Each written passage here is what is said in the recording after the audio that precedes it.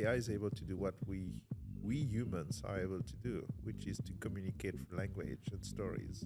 So the question for us going forward is how do we continue to tell the right stories and make sure that technologies like AI are not actually telling the wrong stories that could start a war. Yes. The work we're currently doing is really about how do we create a competitive advantage. Yeah. Harnessing AI, harnessing the different technology, harnessing the different trends. They are not the outcome. They are enablers or the ingredients into a bigger purpose. That sounds a lot more holistic than I'm taught in business school. Experience is holistic.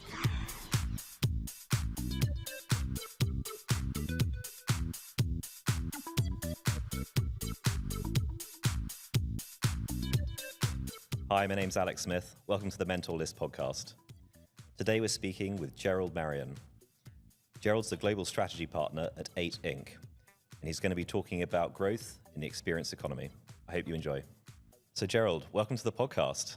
Thank you, Alex. Yeah, thank you so much for taking the time to be with us today. It's a pleasure. Thank you. Yeah, excellent. Well, I'm very excited that you're here, and we've been speaking off camera a little about your expertise in terms of growth in an experienced economy and what that means and looks like. I was hoping that you could sort of dive straight in and maybe define it for us. With pleasure, Alex. So first of all, thank you for the opportunity of talking about this topic of growth and the experience economy, because I think a lot of what we hear is about not growth, it's about the fear of inflation, fear of recession, but we should be talking about more and more about how do we grow in the experience economy. The way I look at it is through three lenses. One is this notion of think big versus incremental think. Right? So we'll expand on that a little bit. The second thing is the duality of growth. Run and change, run and transform. How do you run today and transform and change? And then the third one is the return on experience. And I will expand a little bit more on what return on experience means. But let me go back to the first one, which is think big versus incremental thinking. Right. When you're thinking incrementally, all you get is small outcomes.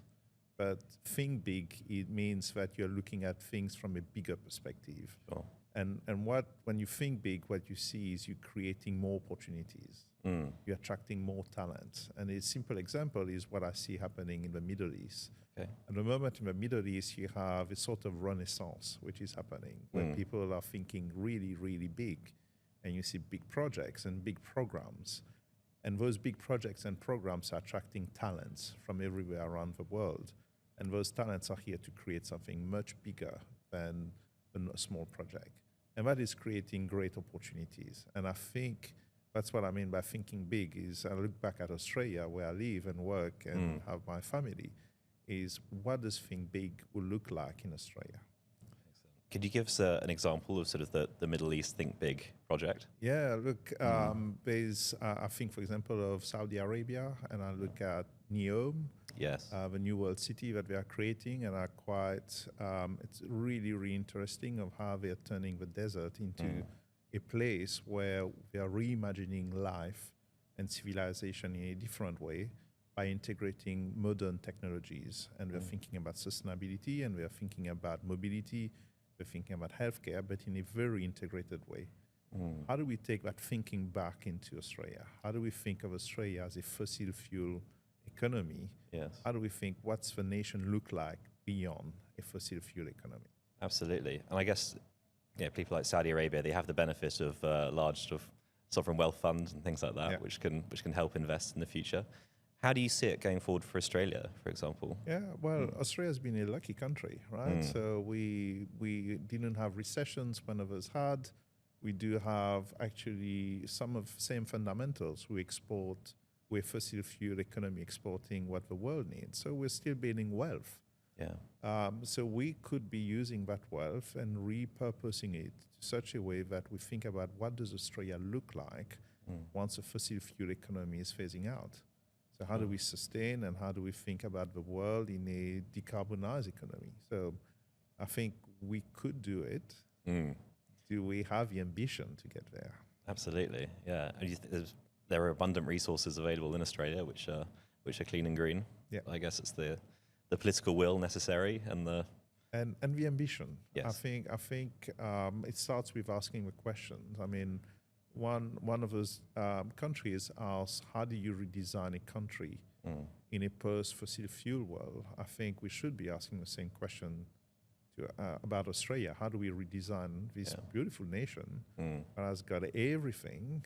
And when you think, Alex, about decarbonization, which we are all pursuing, and you think about AI, which we are all talking about and investing, when you combine decarbonization and AI, you should be thinking, what is business model 2.0?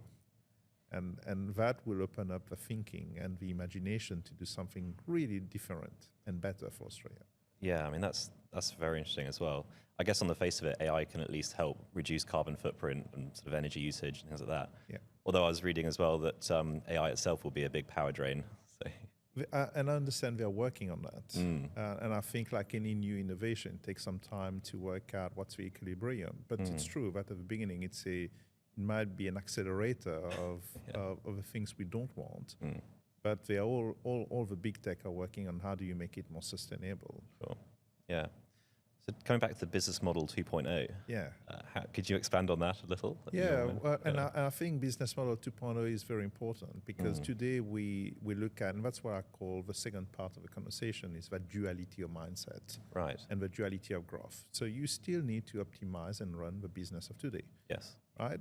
But as we understand, if you think decarbonization, you think about AI, you think of the geopolitics in which we live, you also need to be transforming the business models in which you invest and you operate.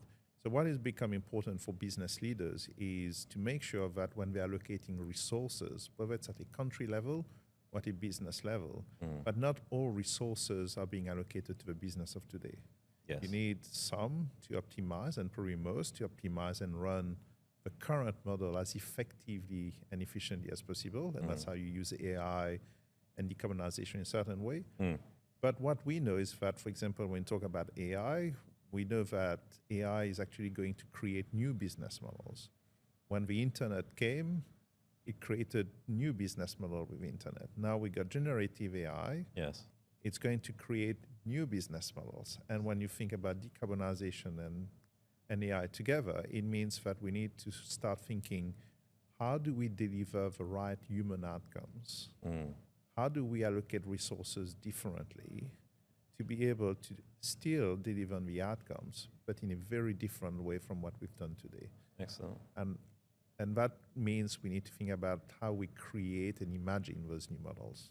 That makes sense. And do you feel like this should be driven by businesses in Australia, or should this be sort of a public policy issue?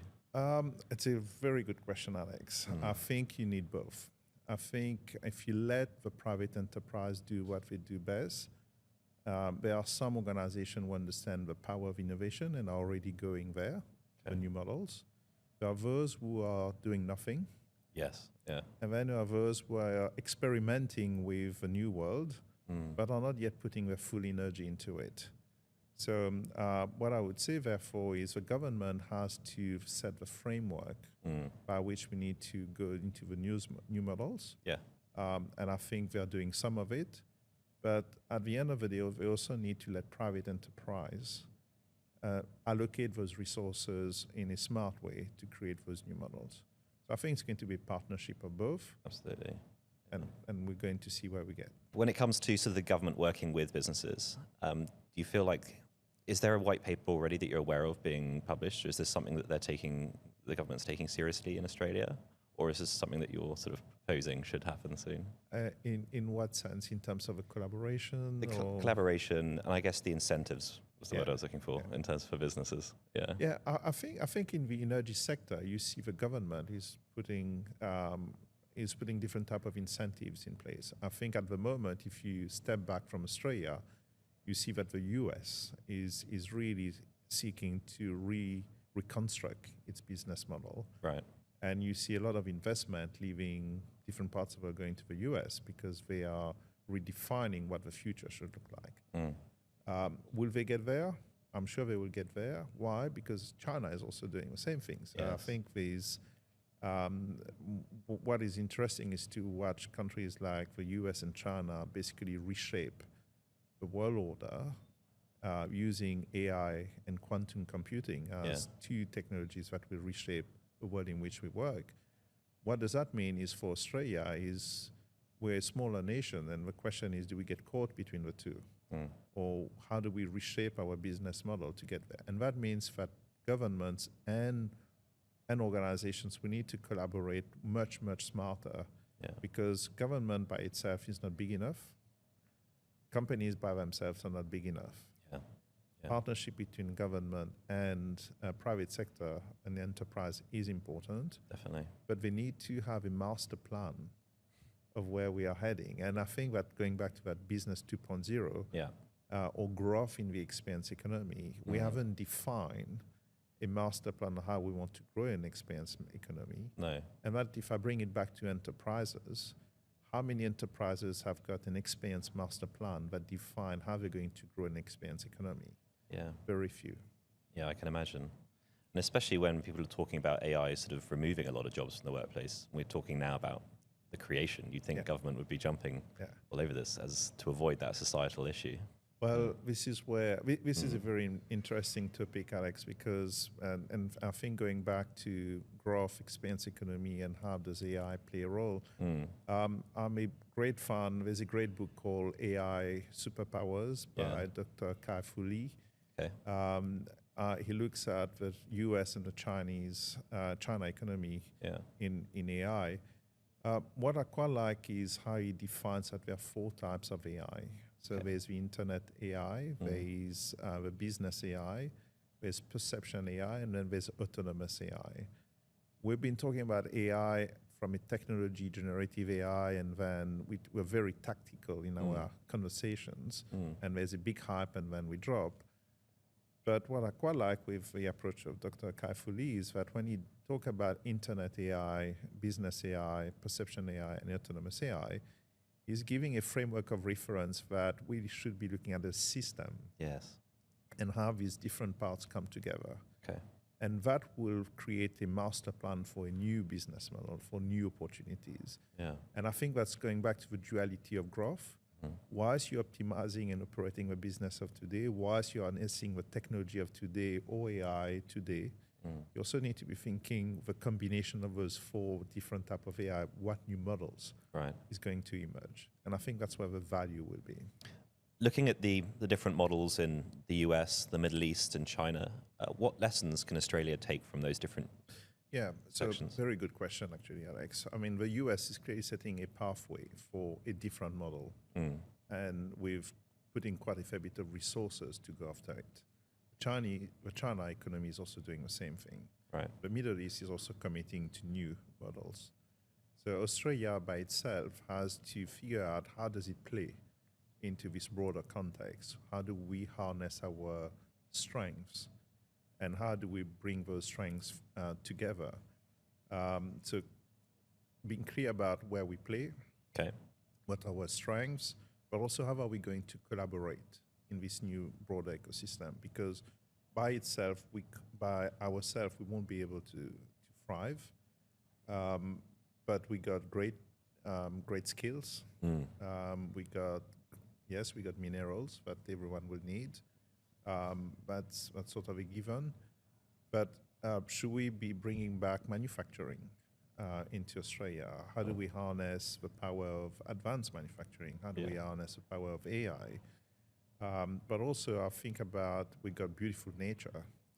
And if we think about health as a new wealth, the question is how do we got beautiful nature around in Australia. How do we become a place where people could be healing with nature around to help them heal better? Excellent. And obviously you talk a lot as well about the need to be ambitious. Now, obviously, in those areas as well as others, I'm sure. I think it's a time to thinking big. It's not a time to thinking small. I think, yes, we got problems like everyone. Should we keep focusing on those problems or should we have a bigger master plan? Should we have a bigger vision of where we need to be? And then how do we harness all the skills, resources, collaboration networks we have to get there? Because as a window, do we become a fast follower or do we become a laggard? And I would prefer Australia to be a fast follower. I think we all would, absolutely. What time frame do you have on that ambition and that plan? Ideally, in your Well, I think it would be great to have a plan by 2030 to where we would like to be. What is interesting, Alex, is the more you dig into what's changing around us. So today we're focusing so much on AI, but quantum computing, when people expect it should be around 2030, will change every AI code that we will have written over the next 5 years. It's going to be a real step change. Step change, right? Yeah. So therefore, the question is, as you're focusing today on what's happening today and you're trying to harness those technologies and you allocate resources to create better models, what happens if fundamentally the way you do it change in the next 4 to 8 years? Yeah. When you got to be adaptable. And I think that goes back to that point about the dual mindset or the duality of growth. Yeah. We should not be thinking short term. We should be thinking big, long term, and just be adaptable and ready. I think coming on to that second point, that's a great sort of segue, I think, if you don't mind. As a business leader, you obviously have to have a very particular mindset now, and obviously a very adaptable one coming forward. So how do you see that going forward in terms of skills? And are we developing that in our workforce currently? Yeah, I think as we were talking a few minutes ago, indeed, 60% of the jobs that exist today didn't exist in 1940. Yes. Right. So when the internet came, we saw a lot of incremental improvement, but we also saw a lot of new business model emerge. Right, Airbnb, Amazon, the platform business model. We need to assume that, and we need to prepare for it, that AI and generative AI decarbonizations are going to require different skills, different business models, therefore different ways of doing things. And so in the world today, you got those who are aware of it and are actively preparing for it. You have those who are aware it's happening, but don't know what to do. And then you have those and a lot of people who don't know what's happening and are preparing for it. And so I think we have a responsibility as business leaders to know that those who know what's happening and are preparing for it, we should accelerate the preparation. Yeah. Those who know it's happening but don't know what to do, that's why the partnership with the education sector is super important, so that we can upskill and reskill people as fast as we can. Yeah. And for the majority of people who don't know what's happening and are not preparing for it, if we don't help them transition, we're going to have a big problem. Definitely, yeah. I mean, potentially for our listeners who either don't know about or are just dipping their toe in the water with regards to AI, is there any resources or ways that you'd recommend being able to upskill or reskill? Self-improve? Well, I can only say what I've been doing, which is I am reading a lot about those topics. AI superpowers, Dr. Kaifuli offers a different perspective from DeepMind or the US model. I think it's important to read both perspectives, the US and the Chinese perspective, because it's important for us to frame as Australians, to frame our own perspective on both sides and work out how do we play. Yeah. The second thing is there's a lot of training programs which are now being offered by Google, AWS. I did go for a AWS training. I'm thinking about a Google training. I think it's just train. Yeah. And just start playing with it. I got young kids and they are playing with generative AI. Right. I think there's a generation that will grow up as the generation AI. Definitely. Yeah. And I think it's forcing all of us to sort of get used to what are they playing with. Yeah. But it goes back to the most fundamental skill. Be curious. Right. Be willing to learn. Because what's ahead of us will force us to reshape who we are and how we do business. Absolutely. No, I think that's great advice and lifelong skill. Yeah. But it's interesting as well because so before we started the podcast, you were talking as well about the school you're helping build with 8 Inc. Your company, and obviously you're preparing children now for the future. Is there any more skills that you're encouraging other than being curious and adaptable? Yeah, look, I think I mean, the education system will have to change. Sure. And when we're looking at the education system is, I think it's obviously being adaptable to where we are, being a good problem solver. Yes. So there is no shortage of problems to solve in the world. But how do you harness the new technologies such as generative AI, but the other AI components, right? Not just generative AI, to actually combine it with good design. Because the technology by itself doesn't solve a problem. No. You need to combine good design, and that's what the work with ATINC is interesting to me, is that when you look at what are the human outcomes you're looking for, education, health, transport, and you think about how do you apply good design. Design is not just how you make it look like, but it's also how does it work. Yeah. And that's the other part. And where does technology play a role into it? So the problem solvers, be curious, but also be super creative. Right. We are all creative humans. We go to primary school. We play with 20 crayons. They're different colors. Interestingly, we leave school or university, and all we know is how to use one pen. So we narrow our mind from multiple things to how do you do one thing. Yeah. And so I think now it's the opportunity to say, let's actually keep opening the mind to new things. Yeah. Because this is now the world of opportunities, not a world where you just need to do smart things or smaller things one well. Yeah, that's interesting. I feel like you've encapsulated that yourself with your career moves and the different industries that you've worked in and the different companies. I think it's Steve Jobs who said, when you look, it's hard to connect the dots unless when you look backward. What has been clear is that I've been given the privilege and opportunities to do different things. Yeah. That has enabled me to learn different things. And I think as I look at the world ahead, I'm glad I'm not doing what I was doing a year or two ago. Right. I'm glad I'm actually preparing for what's coming. Yeah. And I'm glad I'm being given the privilege to keep learning, but also to keep in some of the work as we're talking in education or health. Yeah. How can we create the platform of the system that will help others go on that journey? Because I think it's a time for greater collaboration rather than just doing our own things. It's how do we as humans collaborate to help the others transition through the models that are ahead of us. Yeah, it's resonating with me, that comment. Would you mind expanding into a little bit more in terms of what design means to you and how that interlays with health, for example, or with education? I'm not a designer. Sure. But I work with great designers, and I had that privilege of working with a company called ATINC and a colleague called Tim Kobe. Yes. Some of the great designers of human experiences.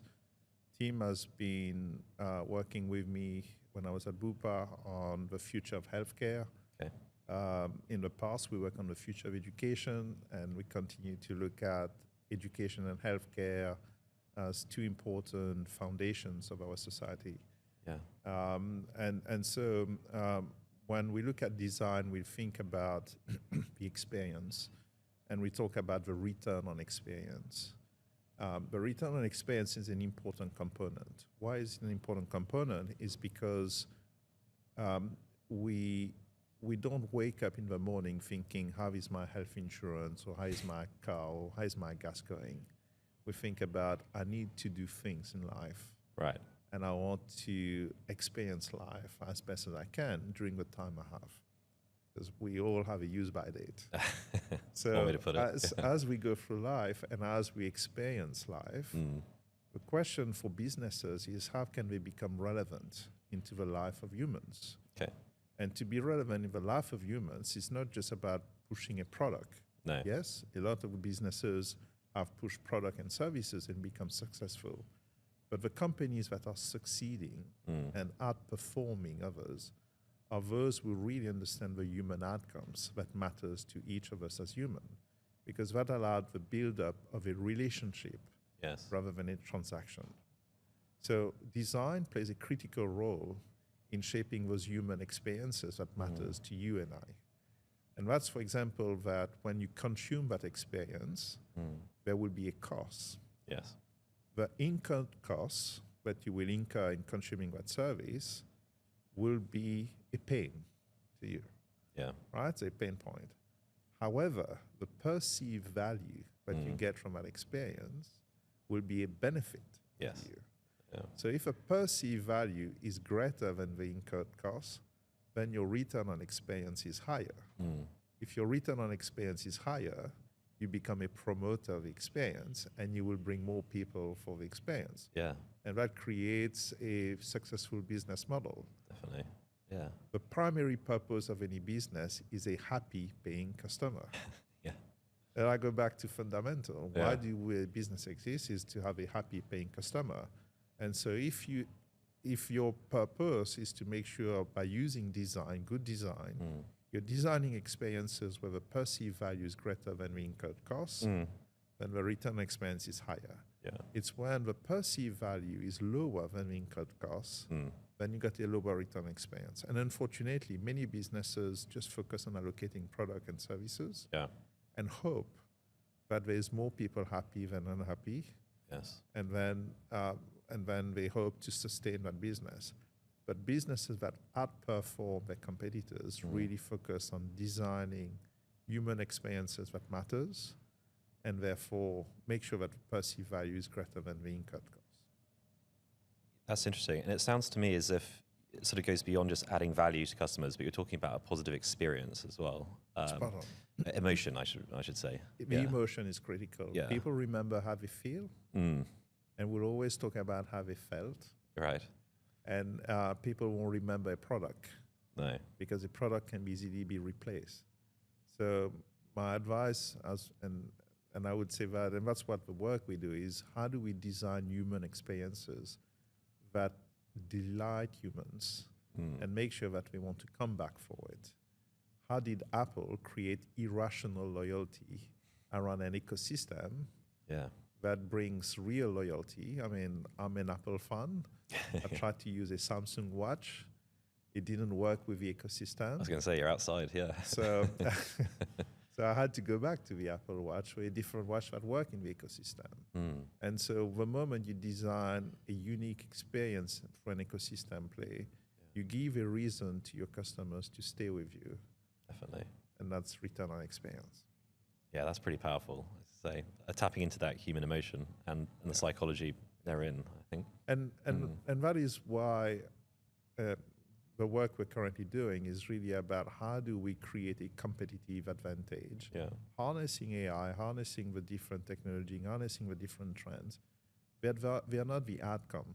They are enablers or the ingredients into a bigger purpose. That sounds a lot more holistic than I'm taught in business school. Experience is holistic, and that's the first principle we think about, and that's definitely how I approach business problems. Whether it was at Bupa, when I was at Bupa, where we were looking at how do we create a holistic experience for our members. Sure. When talking about education, how do we create a better education system which is holistic, but involves not just the kid, but the parents and the community. Yeah, that's powerful.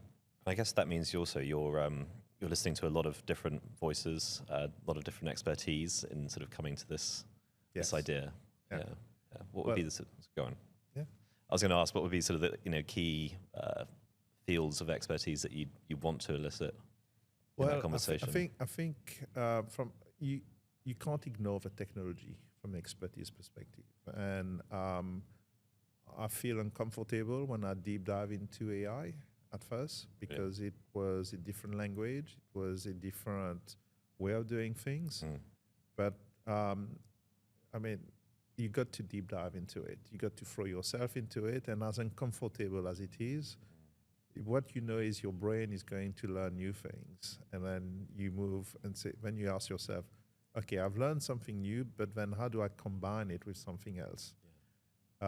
This year I've been immersing myself into the world of design more than I've been in the past, why I'm immersing myself in the world of design is because to look at how does designers basically think. When you combine a technological person with a designer, the technological person get excited by the technology, the designer get excited by the outcomes. If you combine the two, and you've succeeded in combining the two, then you start getting something which is even bigger and better. Then you bring the business person who is going to look at, all right, now how do I market it? How do I make it real for humans and create value for both the organization and the customers? So I think what is interesting is we are increasingly going to have access to more expertise. The trick would be how do you combine those expertise? Yes. How do you get out of your comfort zone?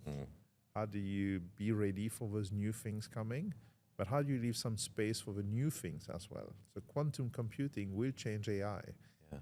So do we train for AI and then retrain for quantum computing? Yes. But how do you allow space for this to happen is important. Hey everyone, thanks so much for tuning in. If you're loving this podcast, please give us a 5-star review. I guess amongst all this, I'm quite curious, is there someone that you look up to in terms of someone who's encouraged you or inspired you on this journey of lifelong learning and design? Or It's a good question. There are many people that inspired me. I think I've been inspired by my parents. Dad is an educator. Mom has been in the business world. So I got the benefit of both. Wow. They're still there. They've given us that eagerness to keep learning and trying new things. So they are fundamental in that journey. I work with great people all my life. I had good people and people who I didn't like. The people who didn't like probably taught me better lessons, as they do. But there's a long list of people, but everyone had brought me something. And I must say, as a father with 4 kids, I'm learning from the kids at the moment. That's excellent. No, that's really interesting. Thank you. Thank you. Just quickly as well, on that topic of, you spoke a little bit about a book that you're currently reading and that's helping with the AI. Do you have any other favorite recommendations for books or books that have inspired you? Yeah, look, I'm reading a lot at the moment, which is, I think I got 5 books that I'm jumping from one to the other. But there's 2 books that are really shaping my thinking at the moment. There's obviously The AI Superpowers by Dr. Kai-Fu Lee. That book is really looking at the duality between the US and China and how they're approaching AI. And that in his book, he talks about the importance of understanding that there's no end game here. Yeah. There is a series of games, and therefore you got to be ready for what's coming. I did buy a second book called AI 2041, which is fast forward in 2041. What are the potential scenarios across 10 different stories? What I like with it is he's not focusing on the technology. He's focusing on outcomes, experiences. What could it look like? How could society could look like? And I think it's important we have those points of references as we look at the world in different ways. But there's a book called The Way of a Seal. A seal? Seal being the Army SEAL soldier by Mark Divine, which is about how do you train your mindset to face what's coming. And the reason I read this book is because you can get focused on the business of today. And it's important, but the world ahead is a series of missions, and there's a lot of uncertainty. So you talk about the principle of VUCA. It's a very volatile world. It's very uncertain. There's a lot of complexity and there's a lot of ambiguity. Right. So how do you train your mind to face that world, the VUCA world, which is very volatile, very uncertain, very complex, a lot of ambiguity? How do you keep the course, still doing what you have to do, still delivering on the business outcomes of today, but then how do you make good decisions given what's ahead of you? That sounds like very valuable reading. I recommend the free books. Excellent, thank you. I guess coming back to what you were talking about in terms of the customer experience being sort of sacrosanct and should be the front of everyone's or every business leader's mind and the outcomes. On the flip side of that, how should business leaders go about dealing with their own staff, for example? Yeah. The reason I was talking about return on experience is the focus on humans. Okay. Humans are customers and people. So the same principle you apply to the return on experience from a human perspective should be applied to the humans and the people. Because you can't have great customer experiences without great human experiences. Yeah. Your people, if they're not happy, they're not going to deliver the great customer experiences you expect or want. So you really got to apply the same principles to both customers and humans, being people. Talking about the customer experience, I assume, as you mentioned earlier, the holy grail is to get to that personalization and that unique customization of experience. How does that play out? Yeah, well, we're all unique. And if you listen to the marketers, I respect them dearly, they all promise that we all have unique experiences. But very few organizations have been able to deliver a truly unique experience. And that's because as humans, when we get presented options, we make decisions that are hard to anticipate. Okay. So therefore, I'm not a great fan of going out and saying to someone, we're going to deliver personalization for you. I'm more of those who think that we will enable you to have a better augmented personal experience. At the end of the day, you, as a customer, as a human, will make your own choices of what is truly personal. My job is to give you the ingredients in the right context so that you can play with those ingredients and create the true personal experience that you want for yourself. Right. And what I would do, though, is using the data that you share with me in a relevant way to start understanding what are the things that you like so that I can better serve you better options and replicate it. Yeah. So that is where I think personalization will be more realistic. Having said that, if you look at personalization in the domain of healthcare, Okay. and we call it precision medicine, Yes. where you and I have unique genetics, and so that the medication and the care and the experience that you're looking would have to be increasingly more personal to you. Yeah. And so the only way we get there, and that's how I think where generative AI or AI more broadly is going to help us get closer to what I would call precision medicine. Because the more we capture data, the more we're able to codify that data in context, the more we're able to be more preventative in our approach to healthcare. Yes. But the more preventative we become, the more precise we can become. And by understanding your unique genetics component, we would be able to start working on how do we tailor medication? How do we tailor treatments? How do we tailor care to your unique context and needs so that we can help someone live longer, healthier, happier lives? Yeah, that's exceptional. I'm very excited about that potential.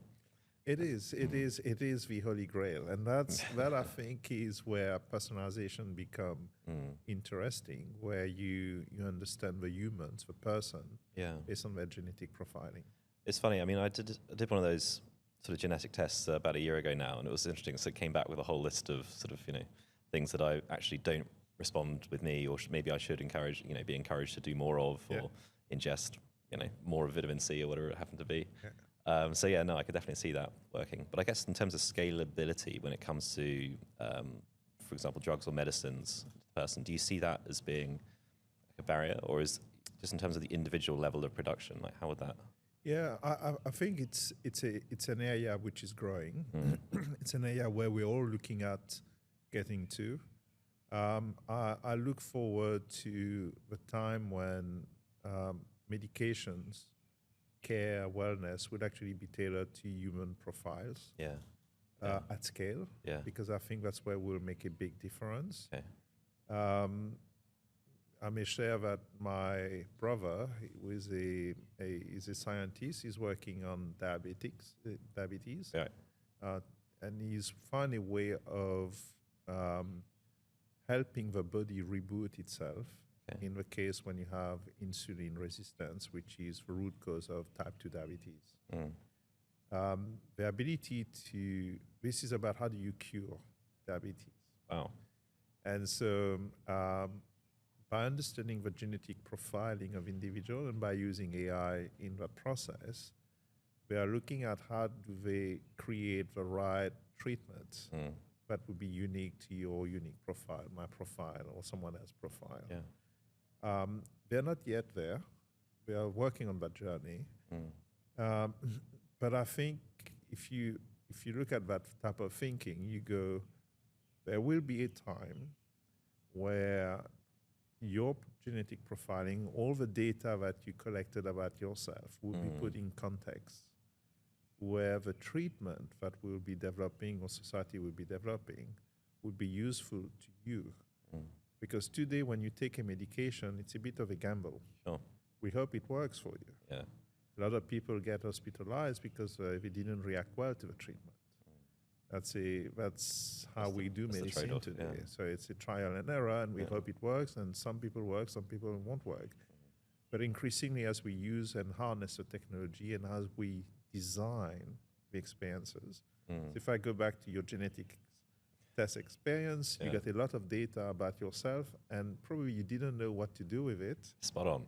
And you might have felt a bit fearful of certain things that it was revealing. And this is where good design will be important, which is how do you design the experience where the results are presented to you in the way that you can consume it. Yes. You don't feel anxious about it. It's meaningful, and you can do something about it. Yeah. And so that's where design combined with technology, which is then enabling that personalization of experience and outcome, combined with big scalable platform of data that will enable to understand how do you fit in a population health profile, would become interesting. I think we have been talking about it. I think the technological advancement we are heading to will help us get closer to that vision. That's interesting. And coming back to the genetic test, for me, it was fascinating to see the chronological age versus your genetic age, for example, and sort of how you sort of adjust that, or the lifestyle choices you make, which is coming back to that preventative. And that was exactly what we were developing around the future of healthcare previously, because we wanted the current healthcare system generate a lot of anxiety for humans. You got the test, you were curious about the test, you got the results, but you don't know what to do with it. More importantly, it will reveal to you things you will think anxious about, because the difference between your age, genetic age, and versus your real age. And you go, well, if there's a gap, how do I close that gap? This is where we need to use design more in a smarter way to actually design the experience that will make sure that you feel empowered to make the right decision based on the information provided to you. You feel connected to an ecosystem that can help you achieve those outcomes. And you feel loved and valued, because love in the sense that we, as humans, we respond to emotions. And valued in the sense that someone is working with you through that journey, not you being presented with a set of data and then not knowing what to do with it, and putting it into a drawer or talking about it in different contexts. So how do we make it meaningful, useful, a value experience? I guess that comes back to what you were talking about earlier as well, with communication being a key skill, and I guess the art of storytelling, because that's very emotional in terms of super important. As human, since we were born, we learn stories. As in our evolution, we were good storytellers. From the cave to the field to the classroom of today, we get motivated by good stories. So going forward, we're going to have to tell better stories. And storytelling would become even more important, because what AI is doing, it's breaking the code of language, Right. right? So AI is now being used. AI is able to do what we humans are able to do, which is to communicate through language and stories. So the question for us going forward is how do we continue to tell the right stories, Mm. the relevant stories, the stories that are factual, Mm. and make sure that technologies like AI are not actually telling the wrong stories that could start a war Yes. or could lead to wrong outcomes. Mm. So storytelling is what brings us together as humans, Mm. and storytelling going forward will become even more important in expressing who we are, what we do, how can we help people grow. Yeah, that's powerful. How would you go about improving the art of storytelling an individual? Yeah, well, I think going back to allowing people to express themselves. Mm. Stories, everyone tells a different story. I listen to my kids.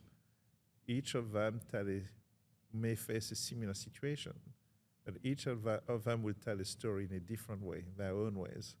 Doesn't mean that one story is better than the other. It means that the human brain, depending on who you are, will process the information in a certain way and tell a different story. Yeah. The question is, how do we amplify those stories? How do we enable kids, adults, to tell those stories better so that we can relate to it? Yeah. We have gone through a process. We are telling stories through PowerPoint, spreadsheets, and Word documents. Mm. So we've narrowed the human mind to 5, 10 pages or 200 pages of stories, which no one reads and understands. Or enjoys. To people connect when something is meaningful, when people is immersive, they can touch it. I think for me the best, you can read a board paper and you see all numbers and words, which mean something, or as a board member, you can go on the ground, look at for yourself what's going on, and then see how people are really living and feeling. And then you go, well, are resources being allocated in the right way? The papers tell me something, the reality on the ground is different. Yeah. And so I think the art of storytelling increasingly is not just about telling a story, but it's also verifying the story. It's seeing whether the story itself is real or unreal. Absolutely. Yeah, I heard that there are university courses in the US now which almost specialize in this for the first time. Yeah. Which, And storytelling is not PR. No. That's not. I make that point because sometimes when you are in a business context and people, you say to people around you, what is our story? How do we tell the story better? Yeah. Sometimes there's a view that storytelling is PR or is, how would I say, it's marketing. No, storytelling is, the true art of storytelling is telling something in an authentic way that people outside of the organization can hear, connect with, and say, I'm committed to it. And so you're right to say there are now schools, there are training, there are now educational programs that are going back to how do we tell good stories. Yeah. For the sense that we need to bring people back together. Absolutely. And I think part of that course would be as well, judging for yourself, if your story you hear is likely to be, valid, if it's likely to be true, and to fact check sources. And all part of it. Your sources, you look at your values you are bringing. Increasingly we live in an environment, especially as we talk about the experience economy, we are experiencing a lot of information. We are all competing for attention, time and attention. The time we spend and the attention we dedicate to something. We're not. If you capture the time of someone, if you capture their attention, then you capture their market share or market value. Right. So that the value of that time, the value of that attention can translate into business. Definitely. And so that's why the art of storytelling becomes super important and needs to be far more sophisticated but it has been, which is how do you tell the right story that will enable people to commit their time Yeah. and therefore will dedicate their attention to it enough for you to create value for them. And I think that's where the sophistication becomes, which is you can push a product in the experience economy, but someone's attention is not there and someone is not giving time to it. Definitely. The best product without the right story doesn't captivate someone. True. The right story with the wrong product create deception. Yes. But the right product with the right story create a competitive edge. Yeah. Hopefully goes on to create that positive emotion. Spot on. That's funny. Gerald, you spoke about values earlier. Can you expand on your own personal values? Yeah, my personal values. It's a good question. Look, how would I say that? My values are very driven by human emotions. I genuinely believe in the trust that is important in every human relationship. The values of legacy. I mean, we all have been given an opportunity. And so make sure that during that time that you use your time well, the resources you have well, don't waste it. Yeah. And then when you look back, you look at what you left, what you're leaving behind. And so those values of being responsible with what you have, because there's a lot of poverty in the world, and few of us got given certain opportunities. And so how do we use those opportunities to create more opportunities for others? I think it's critical. Yeah. So therefore trust, helping others, and then being clear about, how would I say that? When one day your time has arrived and you look back, have you created good things? Yes. Is the sum of good things bigger than the sum of missed opportunities? Or some people will do bad things. But let's say that the values is more about how you create a better place, ultimately. Absolutely. Because, we're all passing. Yeah, you want to leave that better than you found it. And fundamentally, I got trained into a partnership model before. We were always taught that you will be invited into the partnership. You will be given a stake, and when you got given that stake, you need to pass it to someone else when you leave. And when you pass that stake, it needs to be much better than what you receive it. And you need to make sure that the person you're passing the stick, the person also knows that he or she will need to pass it to someone else and make sure that it's in a better shape. And I think that fundamentally is what keeps me going, which is how do we make sure we're building something? If it's broken, how do we fix it, make it better, hand it over to someone else, but not hold it back? Because we're all being given something for a period of time. Absolutely. That's powerful. Thank you for sharing that, Gerald. Pleasure. It's interesting. You at the beginning as well, you were speaking about the need for cooperation between humans internationally. But there also seems to be this trend where everyone's sort of coming back and sort of inwardly facing. Sort of globalization is being wound down. It's all about sort of, onshoring. Obviously, people are very politically divided. Like, where do you see that going in Australia? Look, I think it's not a bad thing that we pull back certain things, with the idea that it allows us to then think, how do we design it in a better way? I think there's a say that to have a sunrise, you need a sunset. Yes. Yeah.